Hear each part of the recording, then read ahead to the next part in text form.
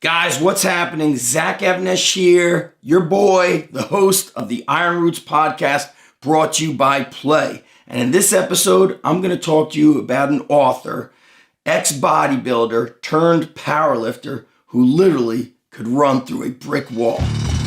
This is Play's Iron Roots, A podcast dedicated to uncovering the strength legends, the training methods, and the stories around physical culture and iron history. I'm your host, Zach Evnesh. Grab yourself a protein shake, chalk up, and prepare to travel back in time through some of the most awe-inspiring stories of iron history. It's go time.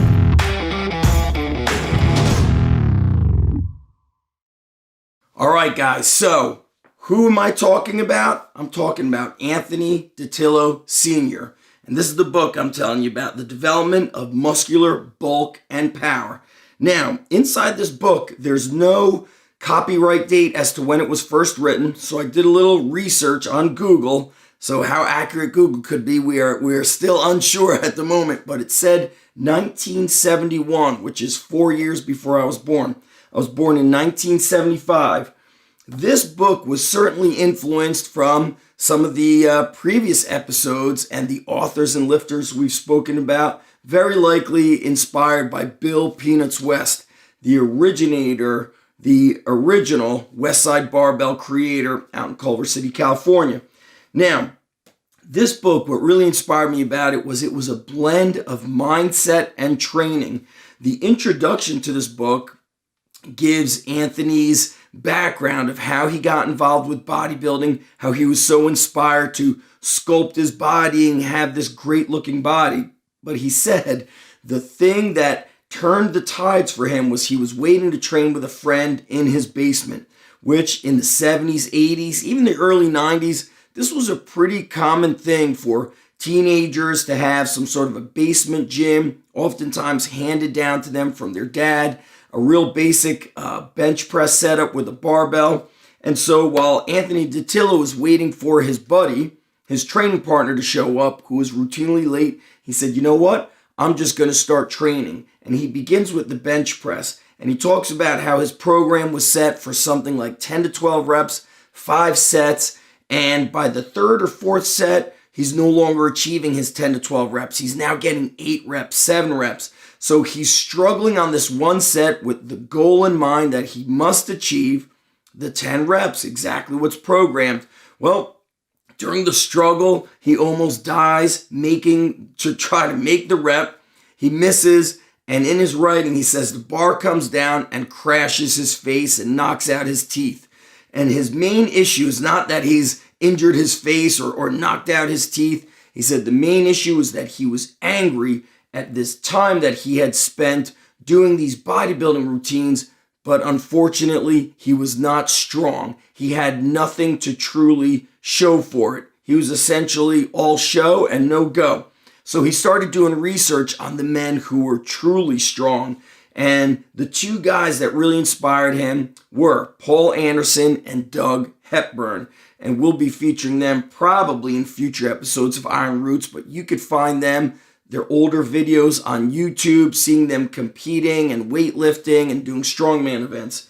And the way this book starts to kind of evolve is Anthony starts talking about how training for strength and training for power is really the key to athleticism. It is the key to having a strong mindset. And he mentions something about having an iron will, and it made me wonder if he read this book, An Iron Will by Orson Swett Marden. I had actually found out about this book by The Ultimate Warrior. I used to be friends with The Ultimate Warrior before he passed away, and I remember asking Warrior Man, what books does he love to read? And he said, oh, I love reading books by Orson Swett Marden, An Iron Will. This book is a short read, and even though I digress, a lot of what's introduced in the beginning of this book talks about mindset, about how you must get your mind in this state to prepare yourself for hard training, for heavy training. He also spoke about the confidence you start to get through strength training. And in the beginning of the book, he gets into the athletic / strength and conditioning components of strength, which is something that we did not hear about in the early 70s. I've said that several times before, that in the 70s, sport coaches were still very against weight training. They would say that if you stop weightlifting, your muscles will turn to fat, or if you are weight training, it will stunt your growth, or you will become muscle bound. You'll lose speed, you'll lose flexibility. And here's what he talks about in his experience. And by the way, Anthony is a Jersey guy. He grew up in Elizabeth, New Jersey, which is about 20 minutes from the original underground strength gym. So he talks about what makes a successful athlete. He goes, well, for one thing, a successful athlete must be a man of extreme self-confidence. He must possess an iron will. And that's what Anthony loved about heavy lifting, is it gave him a newfound confidence that he could apply towards life. But he also realized that as an athlete in high school, lack of strength created a lack of confidence or created self-doubt. So here he says that the strong athlete cannot possibly allow himself the usual liberties that the common man is allowed. And I oftentimes speak about being the uncommon man, not doing what normal people do, whether it's training normal, eating normal, living normal, because normal equals average. He says, no, he is an athlete. He is different. He is a man amongst men. He is superior. And because of his superiority, he must not allow himself to sink into the daily habits of average, normal men. And just like reading that right there fires me up. Here's where he gets more into how strength is the number one component for athleticism. Now, I'm not saying that I completely agree with that. The answer to that would be, it depends. It depends on what kind of athlete it is. But I'll tell you this, strength builds confidence. Strength transforms people. There's something unique that happens when somebody's getting strong and putting on size compared to when I'm doing quote unquote speed training. So check this out. Here's where he continues to talk about the athletic components of strength. Physical strength is the prime mover, so to speak, in an athletic body. The greats of the greats to be had that magnificent fortitude which enabled them to continue on and on and on when the going got rough. They had that quality which is called internal strength. This is what the grit of champions is made of: complete mental, physical, and spiritual accord, true athletic strength. And then as you go to read on to the book, he talks about how his basketball coach messed up in training them for sports. And it's interesting because here we are, almost 50 years later, and I'm still hearing some of these mistakes being made. So check this out. He's talking about where he was a basketball player. He goes, if strength is so important for athletic conditioning, why do so many coaches avoid it when training their men? Well, for the most part, it is a case of ignorance and lack of initiative on their part of the various coaches who see a need for such training, but are not willing to part from the old ways to experiment in new types of training. And I'll tell you, I've worked with athletes who were power athletes, let's say a shot putter, but he had to go and do a 5K warm-up every day, going and jogging 3 miles because that's how we're warming up for track and field. The next thing he says, he's questioning why his basketball coach did not have them doing things like, why did he not have us run around the track with weighted shoes to enable us to run longer and faster when those weighted boots came off? And he speaks about training against or competing against a rival high school in basketball. And he said, we just could not steal the ball from them. If we went to get a rebound, their greater physicality would bump into us and we would, rebound off of them. So he talks about how experiences in being weak are what caused him to be so fired up as the need to be strong. And as we're going through this, those of you that are listening to it, I want you to make sure you watch the video because we're going to be putting photos of Anthony Dattilo into the video, as we do with all of the Iron Roots videos, and you're going to see that this guy was built like a tank. I mean, it looks like if he wanted to run through a brick wall, he could. His traps, somebody told me as a joke, and I believed him. He said he had those traps sewn into his upper back. I said, no way. He was just kidding. So I want to finish with this, how he's kind of against the fads and gimmicks, which is something I stand for.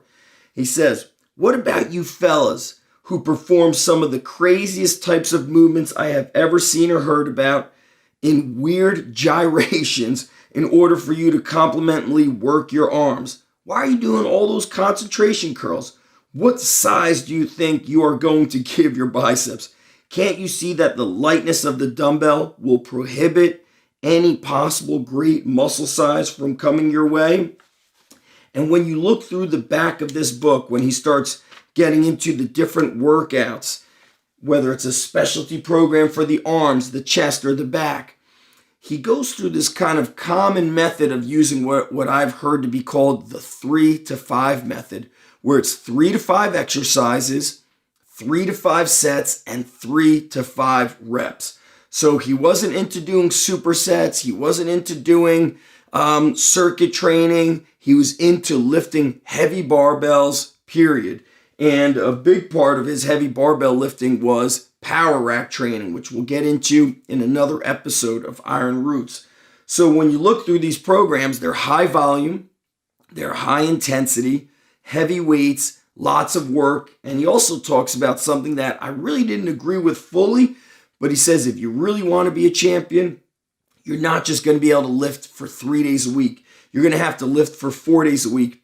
Your training's going to have to be at least an hour and a half. Now, I could see why his workouts took that long. He's doing one exercise, no supersetting. He's just talking about training to be a tank, training to be a brick house.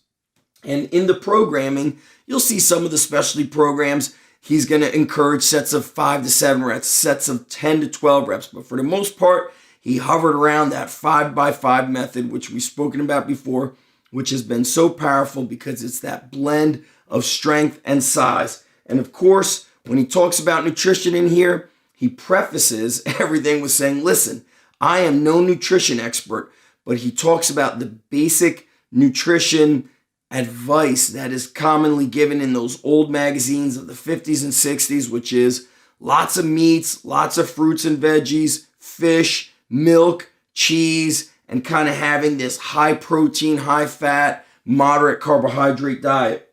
This book, to me, when I think of this book, who should be having it? I think about kids who are lacking in confidence. And my buddy John Wellborn and I had this conversation. We said, look, you want to stop kids from getting bullied? Put 30 pounds of muscle on them.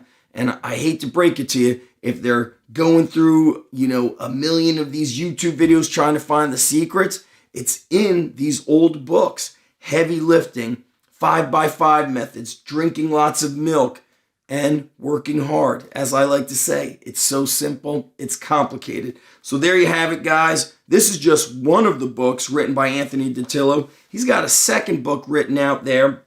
You could find them probably on eBay. There's some websites selling these that probably picked up the rights to reprint these. And what's also pretty interesting is when I first opened the Underground Strength Gym, the first warehouse in 2007, Anthony Ditillo Jr. was lifting at the gym next door to me, and he came by to introduce himself. And when he mentioned his last name, I said, oh, I've read articles by your dad. And I remember seeing little ads in the back of those old school muscle mags by Anthony Dattilo on you could mail in for something like $2 or $5 to get these special workout programs. It was the early days of him selling one-on-one programming through mail order. So that's it, guys, for this episode of the Iron Roots podcast brought to you by Play. Make sure you head on over to play.pro to catch all the past episodes, plae.pro. And inside play.pro is basically a treasure trove of strength and conditioning, sports performance. It's all of the play labs that are recorded. It's basically a one-stop shop for anybody who wants to get stronger, faster, tougher, more athletic, and better looking. That's it for this episode of Iron Roots, guys. I'll see you next time.